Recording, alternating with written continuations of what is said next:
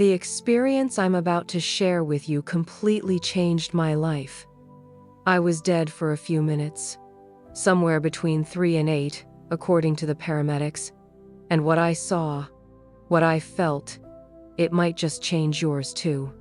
Please, pay close attention. I believe with all my heart that God has a message for you woven into this story. I implore you to watch until the very end.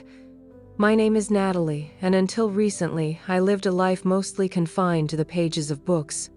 I'm 39 years old, and for the past 15 years, I've worked as a librarian at the Boston Public Library.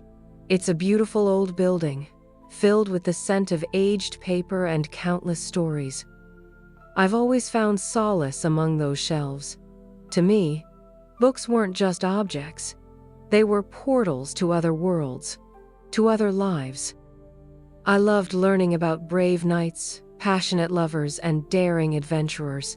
They became my companions, my teachers, my escape. My life, however, well, it wasn't a page-turner. I'd always considered myself a quiet, observant soul. I've never been one for grand adventures or dramatic gestures. I lived a life of routine, organizing books, helping patrons, returning home to a small apartment. It was comfortable, predictable, and, well, it was safe. I suppose I'd always secretly believed that if I surrounded myself with enough stories, I wouldn't have to create one of my own. Deep down, though, beneath the layers of habit and practicality, a persistent longing gnawed at me. I yearned for something more, something real and resonant. I wanted to feel alive, not just be a passive reader of other people's lives. I envied the characters in the stories, their passions and triumphs, even their struggles. They seemed to be living with such fervor, such conviction, while I simply existed. I had a few friends, of course, and they cared about me, but I never felt truly seen, truly understood. Spiritually, I'd always been a bit adrift. I'd grown up going to church on Sundays out of habit, but the teachings had never truly resonated with me. I believed there was something beyond this physical realm, some greater force at play, but it felt distant, abstract, almost like a far-off character in a book I'd never fully understand. The idea of a God who was intimately involved in my life, that felt almost too much to believe.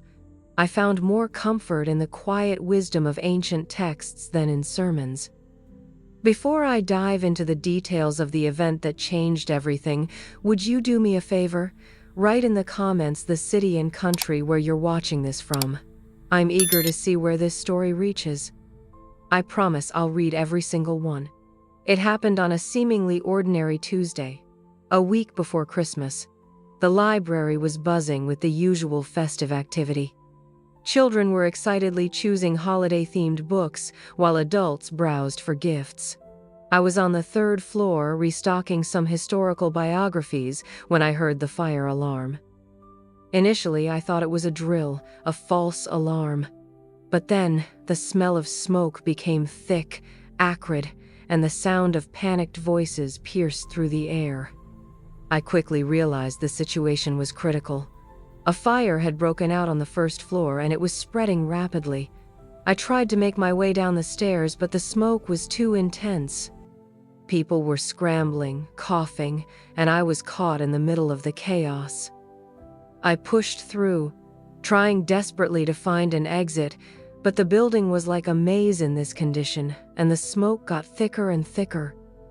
I remember the feeling of desperation as the air grew thinner and harder to breathe. My lungs burned, my head felt light, my vision blurred. I remember trying to yell for help, but my voice was lost in the commotion.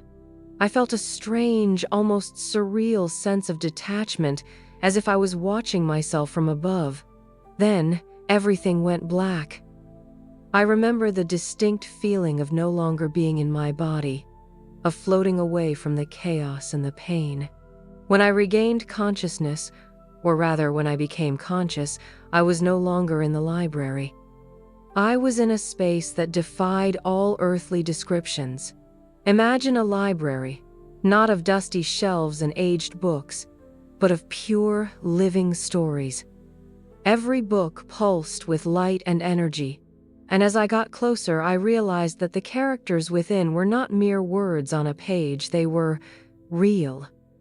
I saw knights in shining armor battling dragons, lovers whispering sweet nothings under a moonlit sky, and brave explorers charting unknown lands. It was as if the entire history of literature had come to life. I wasn't frightened, not in the conventional sense. Instead, I felt an overwhelming sense of peace, a profound stillness that permeated every fiber of my being. It was like coming home, like shedding a heavy cloak I hadn't even realized I was wearing. I didn't feel like I was Natalie, the librarian, anymore. It was as if I had become a consciousness, a pure essence of awareness, no longer confined to my physical form.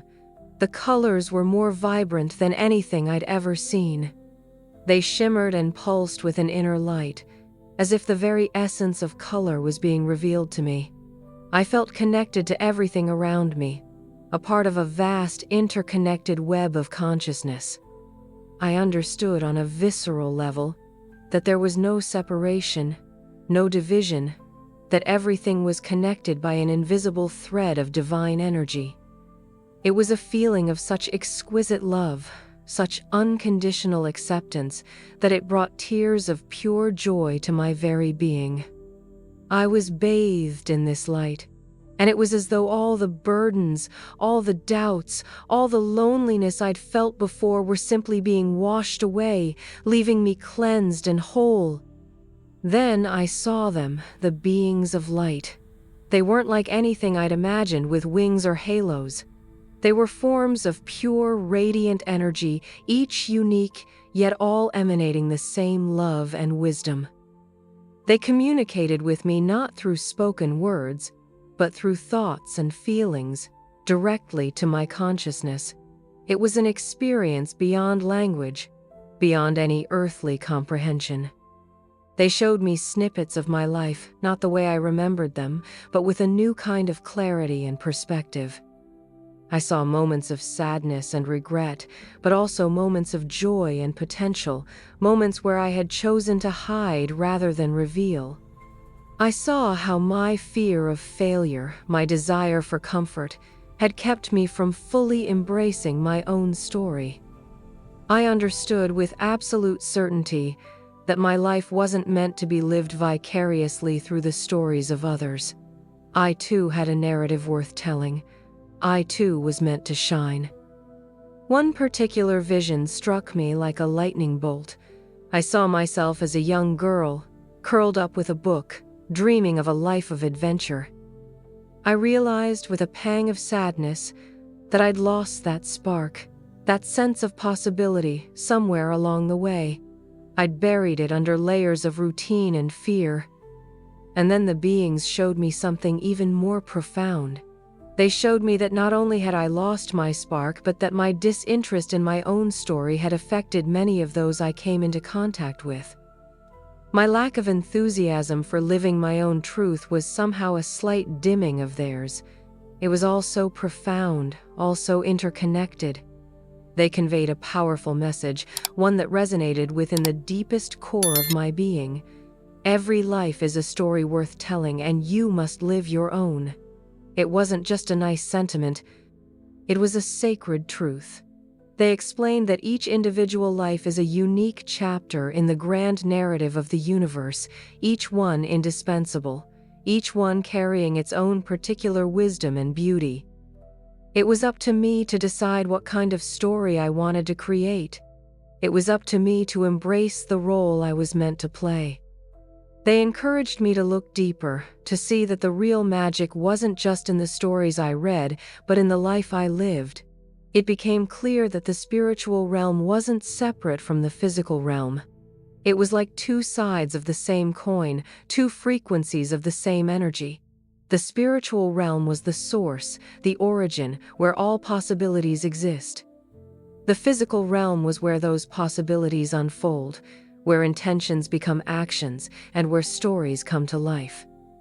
They showed me that the choices I made in this world echoed into the spiritual realm, shaping not just my own experience but the entire web of consciousness. They explained how the kingdom of God, or what some might call heaven, wasn't a physical place up in the sky, but a state of being, a dimension of consciousness that permeates all of existence. It was a place of unconditional love, boundless joy, and infinite possibilities. It wasn't something you had to die to reach. It was something you could access right here and now by aligning yourself with truth and love, by living your story authentically. We are, they showed me, all connected to that great divine stream of light, and our lives are to be a mirror to that source. The essence of my purpose, they revealed, was to live with intention, to choose love over fear, to embrace my unique gifts, and to share them with the world. The stories I had so admired were not meant to be lived vicariously, but were invitations for me to find the same bravery, the same passion, the same meaning in my own life. The library, they showed me, was not just a building filled with books, but a metaphor for the universe itself, a place where all stories are stored, a place where every individual can find the inspiration to write their own chapter. They encouraged me to be the author of my own destiny, not just passively experiencing life, but actively participating in its creation. I felt a surge of energy, a renewed sense of purpose that I'd never experienced before. I was ready to return not as the quiet, unassuming librarian, but as a woman who had been touched by the divine, a woman on a mission to live her story with boldness and grace. Then, just as suddenly as it had begun, the experience started to fade. I felt myself being drawn back, and with a final rush of light and love, I was back in my body. I was lying on the floor of the library, surrounded by paramedics. The smoke was clearing. The fire was being extinguished. I was alive, but I was forever changed. The doctors said I was clinically dead for about 5 minutes. They called it a miracle that I had survived, and it was certainly a miracle that I had returned with my faculties intact. But I knew it wasn't luck, it was divine intervention. It was a second chance, a cosmic reset button on my life. The first thing I did when I was able to was go back to the library. I looked at the books, not with the same passive admiration as before, but with a newfound understanding of their potential, their living energy. I realized that I had been so focused on the stories within, I had completely missed the story within myself. The stories I had admired were like little lights that had shone on the path for me, showing me how to be courageous. My life is not the same since. I'm no longer content to be a bystander. I've started taking writing classes to finally explore the stories that have always lived within me.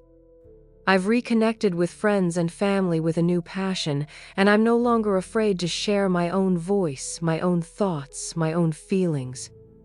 I even started a community book club where we not only read books but also share our own stories, our own experiences. It's a way of creating our own living library. I began to see the spiritual realm not as something distant, but as something integral to my life. I now see the signs, the connections, the unseen currents of energy that flow through our daily existence. I understand that our lives are not random occurrences, but carefully woven tapestries of experience, each thread contributing to the overall design. I try to live my life aligned with this knowledge, making choices that foster love, connection, and purpose. I still work at the library, and now when I look at the faces of the people who visit, I don't just see them as readers, I see them as authors. I see them as unique expressions of divine creativity, each with a powerful story to tell. I make it my mission to encourage them to tell it, to live it, to embrace the incredible gift of life. My story was a gift. I hope that by sharing it, you are encouraged to do the same. to look at the pages of your life, at the chapters that have come before, and see the path that has been laid for you. What story do you want to tell? What character do you want to be? Embrace your own inner light and write the most beautiful story that you possibly can. The universe is waiting to read it. Thank you for being here.